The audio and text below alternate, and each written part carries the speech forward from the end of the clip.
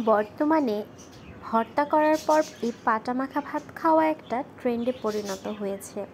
তবে আপনারা কি বলতে পারেন আগে কতজন মানুষ এই পাটা মাখা ভাত খেত?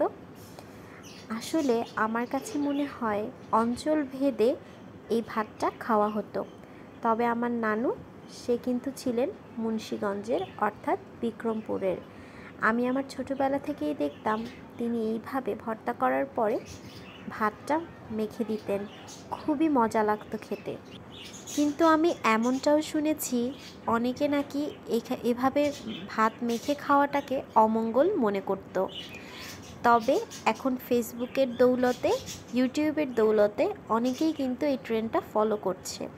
আর আমার তো আগে থেকেই ভালো লাগতো, তাই বড় হবার পর যখন আমি নিজে ভর্তা করি তখন কিন্তু আমি এই পাটা মাখা ভাত অবশ্যই খাই। আপনাদের কার কার ভালো লাগে আমাকে কিন্তু অবশ্যই কমেন্টস করে জানাবেন। আর কে কোন জায়গা থেকে দেখছেন সেটাও জানাবেন। Thanks for watching. আর আপনারা কিন্তু কেউ কমেন্টস করেন না, আমি কিন্তু ভারী কষ্ট পাই। দেখুন আমার এই ভাত কত পছন্দ, একদম পাটার চেটে পুটে খেয়ে নিচ্ছি। তবে আজ যাই, গল্প আরও হবে।